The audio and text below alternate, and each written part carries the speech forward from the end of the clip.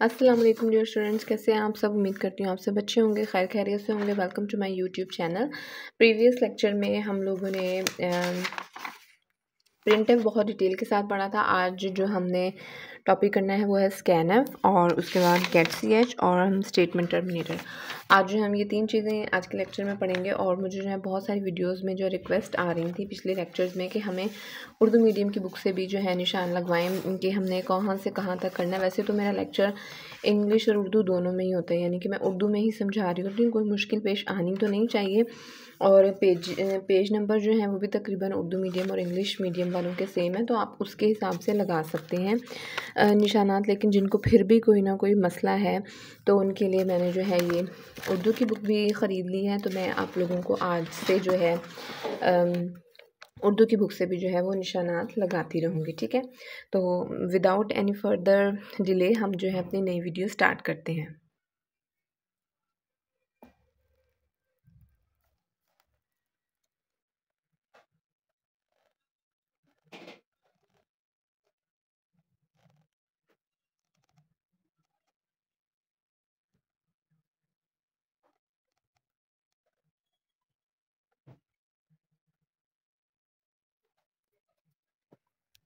तो आज का हमारा टॉपिक है स्कैनफ के ऊपर। What is scanf? स्कैनफ जो है बेटा वो built in input output function है, ठीक है।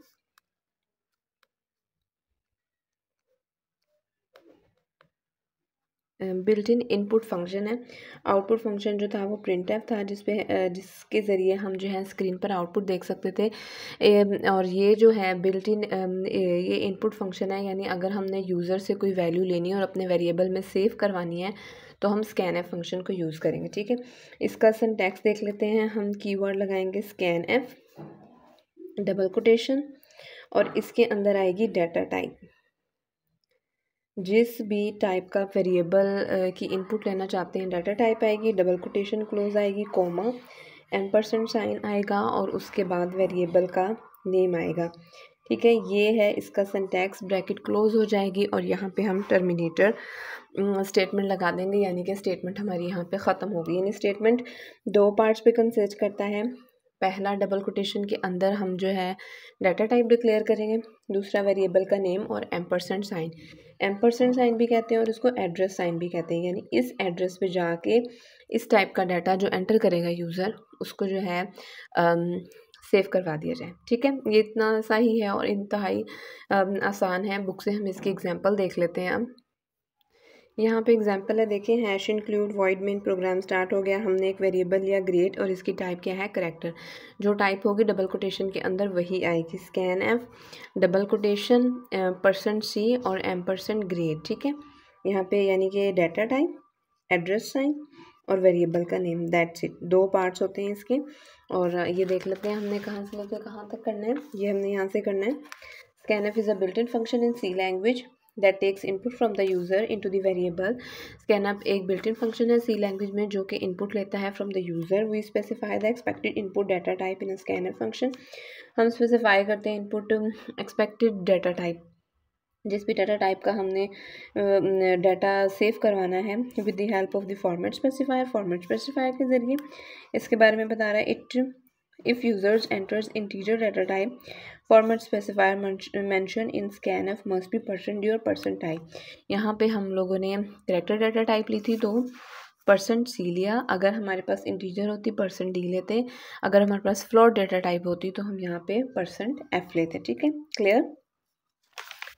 इसी तरह यहाँ पे देख लेते हैं हम second example. Hash include STD, यहाँ पे सारा प्रोग्राम है। आपने इंट की डाटा टाइप ली, नंबर वेरिएबल का नेम है।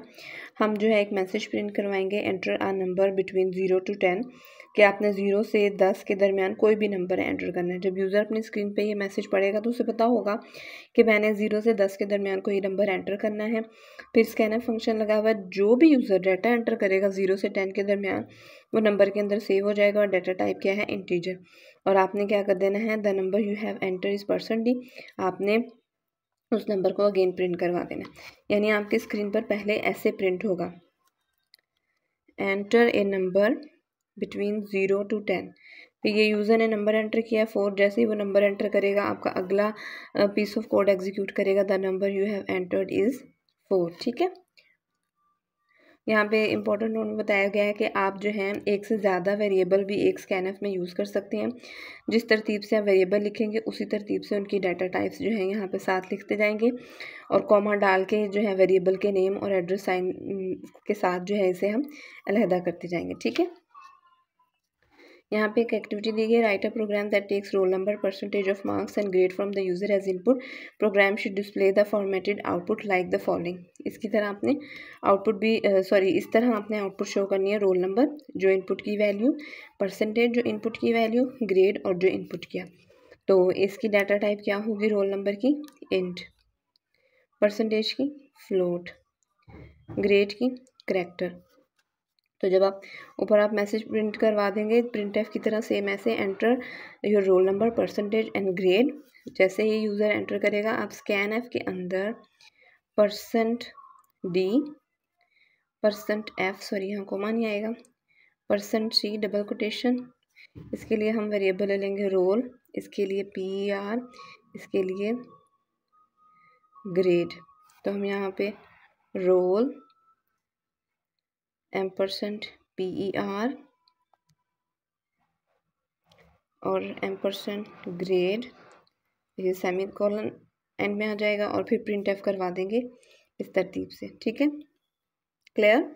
अगर फिर भी कोई आपको इशू हो तो आप जो है पूछ सकते हैं। अब मैं उम्मीद करती हूँ कि आप ये छोटे छोटे प्रोग्राम्स जो हैं इस तरह के डाटा टाइप लेना, प्रिंट एफ में इसको यूज़ करना, स्कैन एफ में इसको यूज़ करना वो कर सकते हैं। लेकिन फिर भी आपको कोई इशू है तो आप मुझे कमेंट बॉक्स में पूछ सकते हैं कि कैसे करना और कैसे नहीं। अब मैं आपको जो है उर्दू मीडियम की बुक से बताती हूँ। देखिए ये है पेज नंबर यहाँ पे हमारे पास 26। तो उर्दू मीडियम में भी सेम ही पेज नंबर है। तो जो मेरे प्रीवियस लेक्चर हैं आप पेज नंबर के हिसाब से और डेफिनेशंस कर सकते हैं।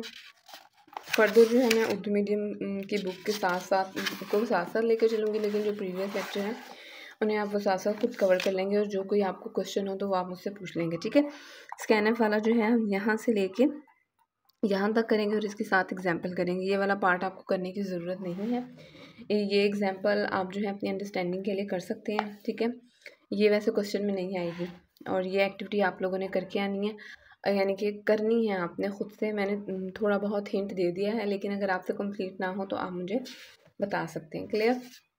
अब हम जो है अपना GET-CH देख लेंगे। अच्छा, GET-CH समझने से पहले ये देखें, अभी एक बुक है ना, ठीक है, मैं आपको आप मुझसे पूछने आते हैं, आप मुझसे कुछ पूछते हैं। अब या सपोज करें आप इस पेज को देख रहे हैं और मैं 1 सेकंड के लिए दिखाती हूँ, फिर मैं इसे छुपा लेती हूँ, या 1 सेकंड के लिए भी दिखाया मैंने इसे छुपा लिया, फिर खोला इसे मैंने छुपा लिया, तो आपको समझ नहीं आ रही क्या लिखा हुआ है। अगर आप चाहते हैं कि ये बुक कुछ सेकंड तक खुली रहे तो इसके लिए आप मुझे एक रिक्वेस्ट करेंगे कि टीचर ये बुक कुछ सेकंड तक खोले रखें, ताकि हम जो है इसे ठीक तरीके से इस पर काम कर सकें। दूसरी इसकी मिसाल ऐसे है कि आप फ़र्ज़ करें कि आप जो है ये वाइट बोर्ड है, इस पे मैंने कोई पीस ऑफ कोड लिखा है, जल्दी जल्दी मैंने लिखा है, आप उस टाइम पीरियड में आप समझ रहे हैं, और मैं कहती हूँ जल्दी से इसे नोट कर लें। अभी आप लोग नोट करना शुरू हुआ है, मैं इसे रेस कर देती हूँ, तो आप कहेंगे, आप मुझे रिक्वेस्ट सेंड करेंगे कि आप इसे इस टाइम तक ना इरेज करें, क्योंकि हम इसे देखना चाहते हैं। तो जब भी हम कोई प्रोग्राम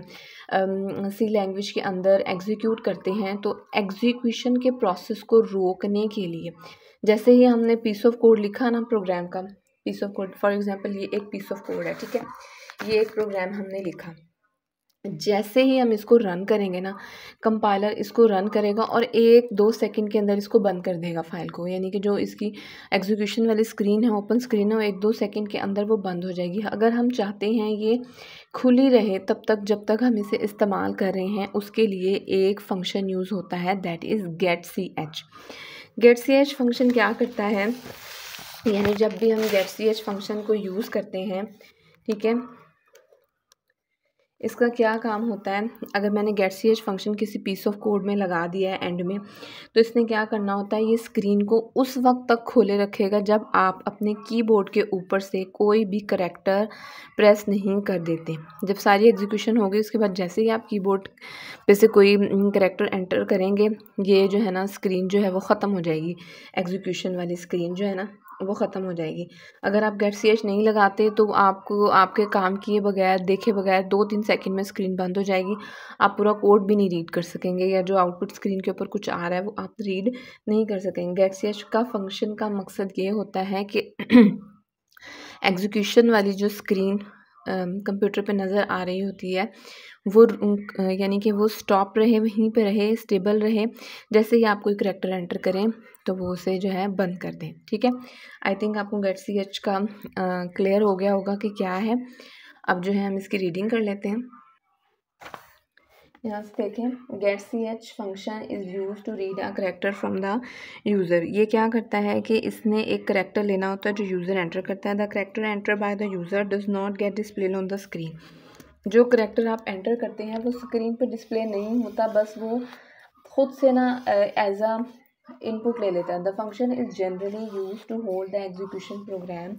ये फंक्शन इसलिए इस्तेमाल किया जाता है ताकि जो प्रोग्राम की एग्जीक्यूशन है उसको रोका जा सके। Because the program does not continue further until user types a key, यानी कि तब तक जो है प्रोग्राम रुका रहेगा जब तक कि यूज़र कोई कीबोर्ड से प्रेस ना कर दे। To use this function we need, तो ये जो फंक्शन है इसकी अपनी एक लाइब्रेरी है। हमने पहले पढ़ा है कि जो हम बिल्ट इन फंक्शन यूज़ करते हैं उनको हेडर फाइल्स के जो हेडर सेक्शन है इसका, जैसे यहाँ पे हमने stdio.h तक हम लगाते रहे हैं, इससे पहले हमने getch यूज़ नहीं किया। तो getch की जो हेडर फाइल है वो conio.h है। जब भी आप getch यूज़ करेंगे आपको conio.h फाइल हेडर सेक्शन के अंदर मेंशन करनी पड़ेगी। क्लियर? तो यहाँ पे है to use this function we need include library conio.h in the header section, और ये इसकी एग्जांपल है। ठीक हो गया? आपने गेट सी एच वाला यहीं से करना है यहाँ तक। इसी तरह जो उर्दू मीडियम वाले हैं